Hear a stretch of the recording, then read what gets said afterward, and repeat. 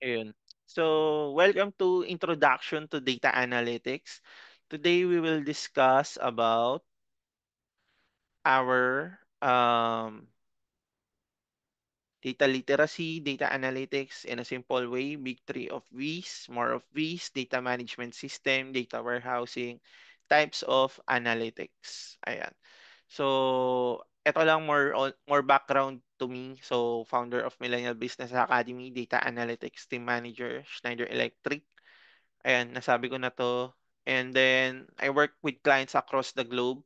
I also do freelancing. I have an US agency wherein we get clients across the world. So, ayun, we teach and facilitate data analytics bootcamps then for the past 6 years. 7 na pala ngayon, hindi ko na-update.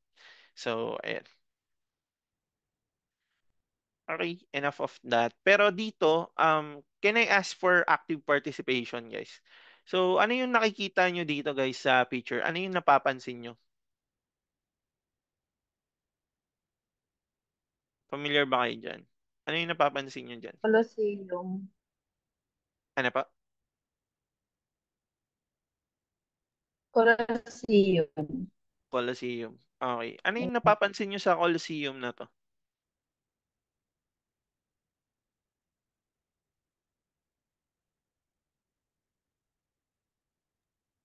Luma, sira. Luma, sira-sira, 'di ba? Broken. Yes, broken. Pero makikita natin this was built way before Julius Caesar, 'di ba? So, napakatagal ng panahon, ilang taong nakalipas na siya, pero still standing. Bakit? Kasi maganda yung foundations, maganda yung structure niya. So, same lang din dito when we are learning, no? That's why I already emphasized early on na napakahalaga na wag tayong tumalon kaagad dun sa mga advanced topics kasi dun tayo masisira, dun masisira yung learning curve natin, tatama rin na tayo kasi hindi mo magets, 'di ba? While if we start easy, easy wins, and then we'll get there eventually kasi unti-unti nakukuha mo yung mga topics. So, ayan. Ano nga ba yung data literacy? So, data literacy is ability to read, understand, create, and communicate data as information. So, basically, a data literate person has the necessary competencies to work with data. So, kaya mo mag-articulate ng problema na potentially masosolve using data, maintindihan mo yung mga ginamit na data source, saan ba galing to, sa Excel, sa flat file, sa database, sa social media, and check natin yung adequacy ng fitness ng data involved. And syempre, interpret natin yung mga results of analysis and extract insights. Make decisions based on the insights and explain the value generated with the use case. So, hindi naman enough na analyze lang tayo ng analyze. Kailangan i-determine din natin kung ano yung impact. And you can define data literacy by that, no? Kung nagagawa mo lahat to, you are a data literate person. Kasi most probably 3 to 5 years from now, it will be the common requirement of any job. Kailangan data literate kayo. So, ayan. So, ayan. Goods natin tayo dyan. Ayan, ini-enable niya kasi yung mga company na make sense dun sa data niya, no? So, improve customer understanding, quicker decision making, accurate projections, optimizing operations, lowering risk, expenses, and provide better service to consumer suppliers and patients. Pero ano ba yung data in general? Si data is a defined collection of individual facts or statistics. So data is a form of knowledge and on its own doesn't carry any significance or purpose.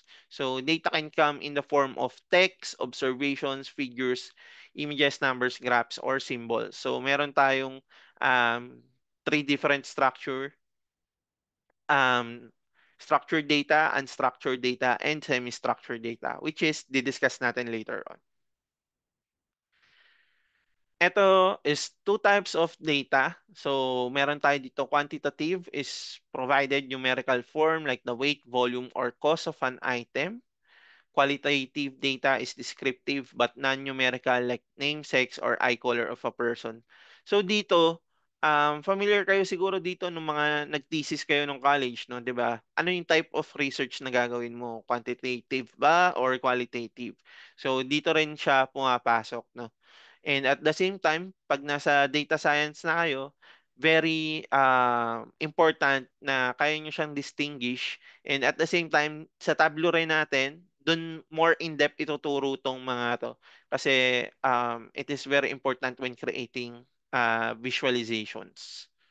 Ayan. Ano ba yung pinagkaiba nila? So, sample lang, no? Qualitative.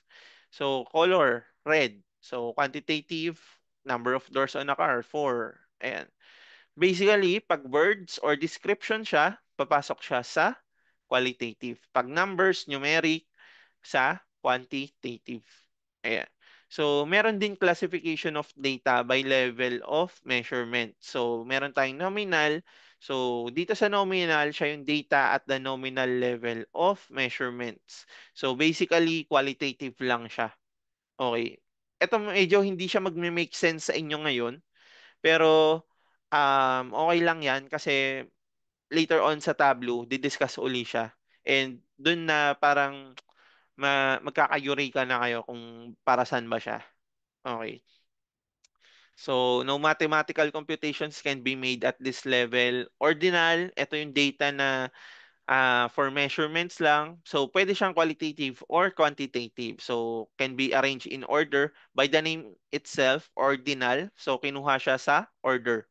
Kaya pag order, rank, or difference between data entries, ayan.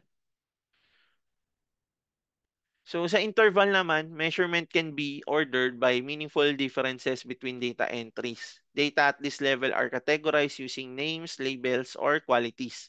Walang mathematical computations na magagawa dito sa level na to. And ratio natin is measurement similar to data at the interval level pero with added property at a zero entry. So it is an inherent zero. So data at this level can be arranged in order, rank, but difference between data entities are not meaningful. Okay, so para mas madali nyo maintindihan, ganito siya. Okay, ito yung table natin, table comparison. So, nominal, sinabi natin kanina, qualitative lang siya. So, makikita natin dito mga descriptive lang siya. Ordinal by order. So, katulad ng education level, high school, bachelor's, master's, poor, average, good, mild, moderate, severe. So, 1 star, 2 star, 3 star. So, ayan. Yan yung ordinal. Sa interval naman, ayan, temperature natin, Celsius. And then, calendar years. Ayan. So basically, gaano katagal, yun yung sinasabi ng interval. And eto, yung mga agwat, 'di ba? So IQ score, SAT score, yung ratio naman, more on measurement siya, no? So kilogram, centimeter, monthly income, so distance, age of a person, ayan. So, mas madali din siyang maintindihan using summary table. Meron tayo dito for nominal, yes, category siya. Nararank ba siya? So, sa ordinal lang and sa, I mean, nominal lang yung hindi nararank since descriptive siya. So, addition, subtraction, ma-add mo ba siya? Ma-subtract mo ba siya? No. So, ordinal, no din. Interval and ratio lang, yes. So, sa multiplication and division, sa ratio lang siya magagamit. Kasi, ang kinukuha natin sa kanya is measurement, di ba? So, pwede natin siya ma-compute. Ayan. What is information in general? So, si information is the process, data, the usual means of presenting information, include words, language, ideas, and thoughts. So, data alone is insufficient for decision making, but information can be used to make decisions. Ayan. So, basically, ang sinasabi natin dito, yung mga data na nakukuha natin is garbage. Okay? Yung mga raw data na yan, garbage lang siya kung hindi natin gagamitin. Okay? Kung hindi natin siya ipaprocess. So, yung information naman kapag pinrocess natin, 'di ba? So, kunyari, nakarinig ka ng chismis. Ay, si ganito daw, may ginagawang masama. So, data lang siya kung like pinag-usapan nyo lang, wala kayong ginawa. Pero pag like information na siya, pinrocess mo, sinumbong mo, yung information na yon pwedeng gamitin nila like kunyari, sinabi mo si ganyan ganito, nagbebenta ng mga illegal na droga. So, pwede mo sumbong sa police and then yung police pwede sila mag-create ng decision na huhulihin nila to kasi meron palang evidence. Kunyari, nakuhaan nyo ng picture, nakuhaan nyo ng video na nagtatransaction. So, nakapag-come up si police ng decision with that information. Pero not every information can be used to make decisions. Okay? So, kailangan may further refining pa rin dyan, no? That's why doon pumapasok din yung data science and data analytics to generate business insights. So, sa business insights natin, kinocombine natin yung data and analysis to make sense of deepen your understanding of a situation. So, example natin, paano gumawa, no? So, identify muna natin yung situation, no? Problem ng business. And then, identify natin yung goals or expected outcome of the business. Then, analyze natin, ta-transform natin into KPI, suggest natin yung actionable solution. So, for example, di ba, may sales tayo. Yung sales natin, bumabagsak, constantly declining for the past 6 months. So, ano yung masasuggest mo? Bakit bumababa ng 6 months yung data natin? So, kailangan natin hanapin yung underlying cause. Bakit bumababa siya? So, possible na nag-open yung other branch ng kalaban na mas maganda, mas bago, or mas maganda yung mga promotion nila, or yung business natin is masyadong pangit na yung establishment, or yung product quality natin is bumaba.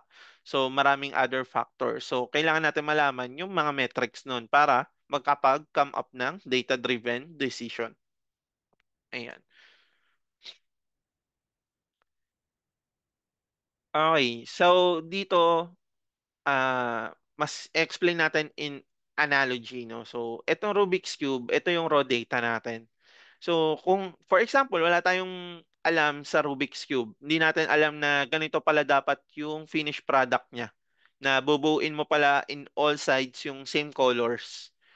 Pero, pag nakita mo yung raw data na ganyan, nakakalat-kalat sa sahig nyo, anong iisipin nyo? 'Di ba? Parang kalat lang. Ano ba tong mga pera-peraso na to? Basura, 'di ba? Sabi ko nga, raw data alone is just a garbage.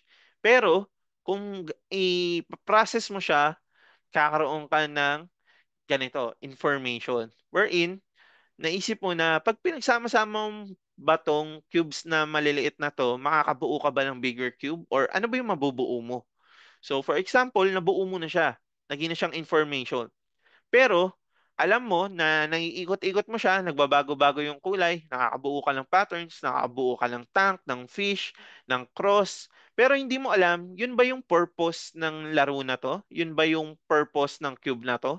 Or ano ba yung dapat na makuha natin dito sa Rubik's Cube na to? Ano yung finished product? So, doon papasok yung business insights. Pag nakuha mo na lahat ng context, nakakabuo ako ng pattern. Tapos bibilangin mo, ilan, ilan ba yung colors. So, nabilang mo, kunyari, merong 9 colors in each side. So, nakita mo, sakto. Nine lahat ng bawat colors. So, ibig sabihin, pwede ko pa makompleto in all sides na same colors. Di ba? Kunyari, white, blue, red. Ayan, same sa example natin. Pwede pala yon. So, yun yung magiging business insight natin, which is gagamitin ng business para sa growth, sa kung ano mang ikakabuti ng business natin. So, ayun. Questions po dito. Masyado mabilis or nuggets naman.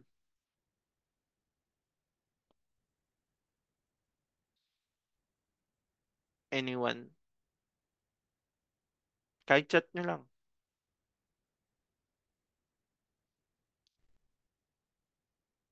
Yes, gets. Okay. So, move on tayo. So, data, information, and business insights. Ito yung comparison table natin, no? So, Ano sa tingin nyo dito yung magiging data? Ano yung data dito sa tingin nyo? Ano yung raw data lang dyan?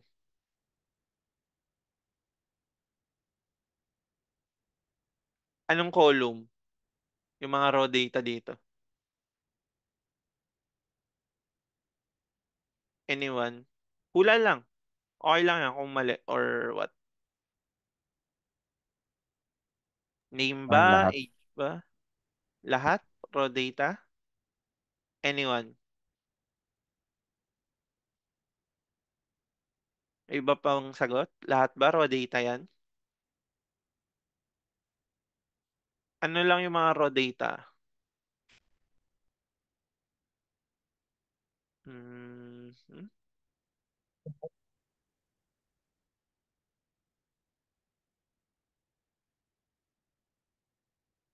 Yung iba? Yun din sagot nyo? Lahat to raw data? Ay, sorry. Okay, tama naman. Lahat to raw data. Okay. So, raw data siya. Paano siya magiging information or business insight? Sa tingin nyo? May mga nag-Excel ba dito? Gumagamit ng Excel. Paano siya magiging information or business insight? Kapag, kapag naka-graph, Pag naka-graph, yes, pwede. Ano pa?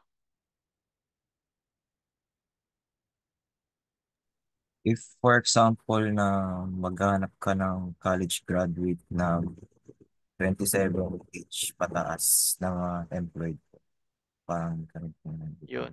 Yun, pwede yun. No? So, kunyari, pwede natin gawin dito, sino sa gaano karami yung college graduate na lalaki na, let's say, um, 30 years old pababa or 25 years old pataas, 'di ba? Pwede nating magawa ng insights na ganun. Ilan sa mga college graduate na yon yung employed? Nagigets ba? Ganun yung pag-process natin ng data, 'di ba? From simple data na to, nagagawan pa natin siya ng other interpretation, another analysis. Yun yung data analysis. Okay? Gets ba? I gets. Goods.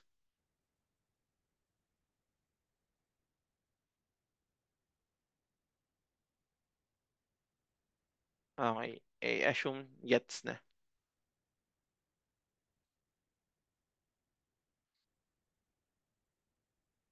Ayan. So, ano yung data analytics in general? Kino-convert natin yung raw big data into actionable and meaningful insights and trends that help businesses to make right decisions, solve problems, foster business growth, and shape business processes. So, data analytics is the science of analyzing raw data to make conclusions, insights about that information. So, makikita nyo dito yung term na raw big data. Saan ba nanggaling tong raw big data na to? 'Di ba dati naman, hindi naman gaano kalaki yung mga data natin. Pero ngayon kasi, with the explosion of social media, dumami na yung naging source ng data natin. Dati puro tabular lang yung data natin eh, 'di ba? Excel lang.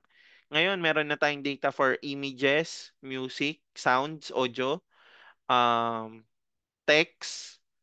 So, lahat yon is data na. Okay? And iba-iba yung way ng pag-process nun. Yung data analytics, usually, um, tabular data yung ginagamit natin. No? So, data analytics is the science of analyzing raw data to make conclusions or insights about that information.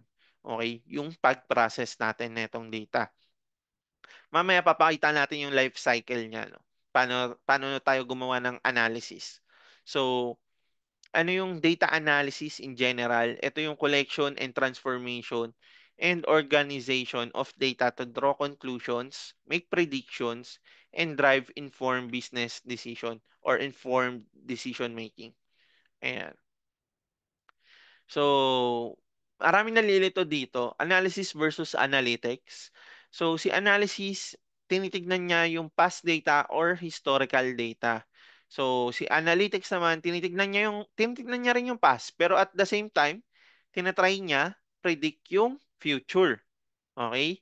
So analysis can be performed with any spreadsheet software, particularly Microsoft Excel, Google Spreadsheets, or other spreadsheets pa, no? Maraming mga spreadsheet na ngayon.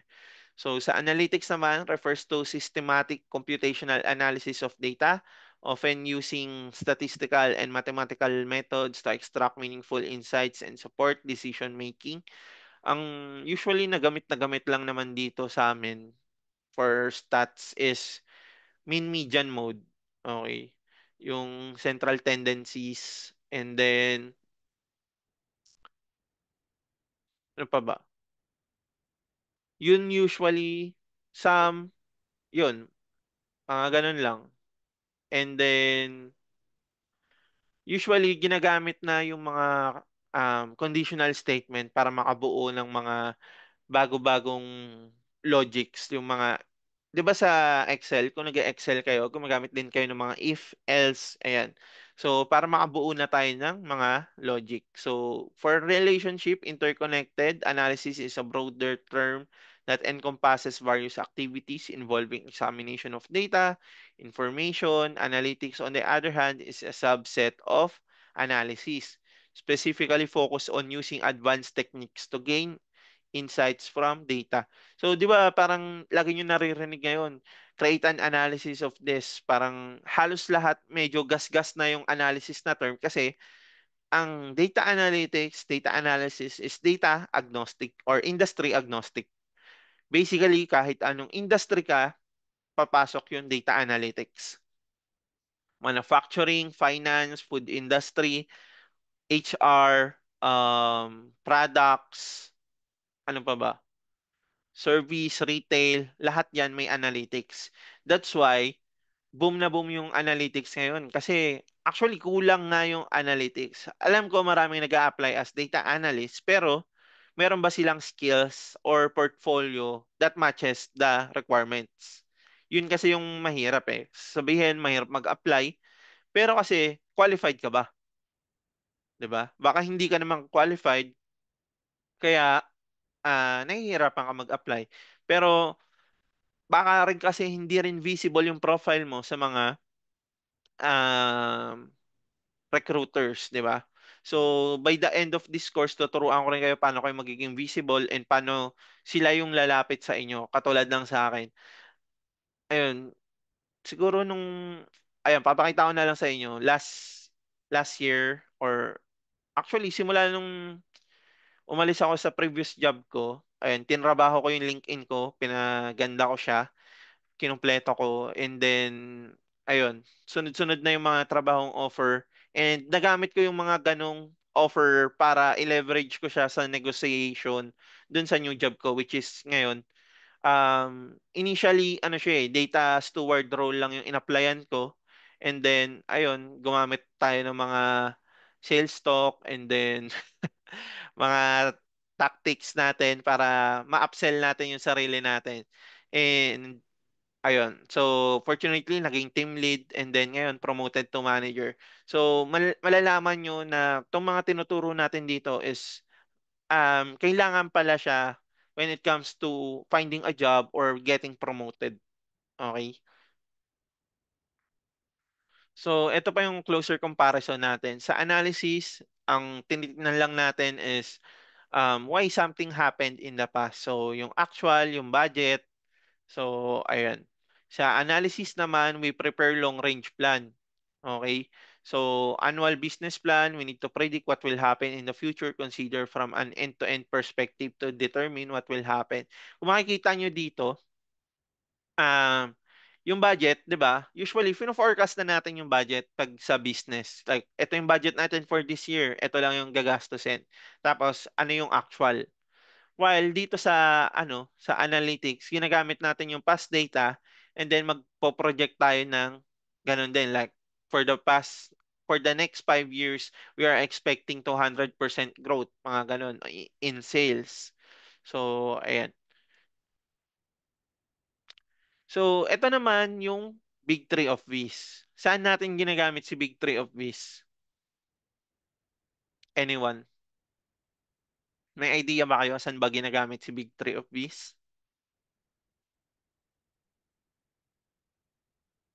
Wala. Okay. So, si Big Tree of Bees, ginagamit natin siya for identifying big data. Kasi kanina pa natin minimension yung big data eh. Pero, paano ba natin makakategorize kung big data na siya? Enough ba na 1 terabyte na yung data niya? Enough ba na 1 gig na yung data niya? Well, to answer you, hindi siya enough na marami lang siya. Okay? Kailangan meron tayong tinatawag na volume, variety, and velocity. Ito yung main criteria para malaman natin kung big data ba siya. So, yung amount ng data na nare-receive natin, ano yung how much data meron na tayo ngayon. So basically straightforward meaning lang siya. 5 million copies of books sold, 8 million total transactions. While sa variety, ito yung sinasabi ko kanina, 'di ba? Na may different types of data tayo na structured data, semi-structured, unstructured. So ito yung variety natin. So, iba-iba siya. Structured is yung mga tabular, semi-structured, yung mga images, yan. So, mga unstructured, yung mga RTF, ayan. Sa velocity naman, gaano kabilis natin nakukuha yung data? Gaano kabilis yung processing ng data? So, example dito, si Meta nag-generate ng 1 terabyte ng data per day. Okay? Per day siya. And si Twitter or X na ngayon, 3 terabytes of tweets per day. Okay?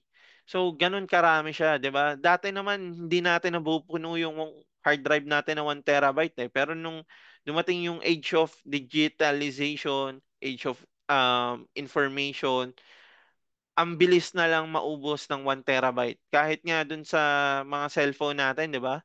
Kailan lang ba nauso yung iPhone na fully paid 1 terabyte, 'di ba? Kailan ba yun? iPhone 14 ata nag-start yung mga ganong meme, di ba? Kasi hindi naman siya kailangan dati. It's just that nagkaroon na ng social media explosion, gumanda na yung mga camera, gumanda na yung mga graphics na nangangailangan na ng mas malaking space. So, pero hindi lang siya yung main criteria natin para ano natin yung big data. Makategorize natin siya as big data. Meron din tayong tinitignan na veracity, value, vagueness, vocabulary, venue, variability, and validity. Okay? So, ayan. Pero most likely, etong tatlo lang naman lagi yung hinahanap. Pero gagamitin nyo lang itong mga to pag yung data is too difficult to analyze with just using these three.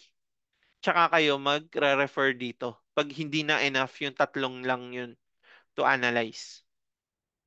Gets ba? Gets? Yes. Yes. Okay. Good. Ayan. So, mas madali natin siyang magigets yung flow ng data analytics or ng mga data management system natin. Kasi although hindi kayo mga data analyst, alam naman natin na sa job natin, merong mga data management system, di ba? Paano pumapasok yung data, paano natin nakukuha yung data or not. Although hindi nyo trabaho malaman kung ano yun, pero ngayon, malalaman nyo na siya para may idea na kayo kung paano siya nangyayari. So, dito sa data warehouse, ito yung traditional natin, no? Ito yung traditional way of doing things. Ayan. Wait lang. I-stop recording pala natin to para di masyadong malayo.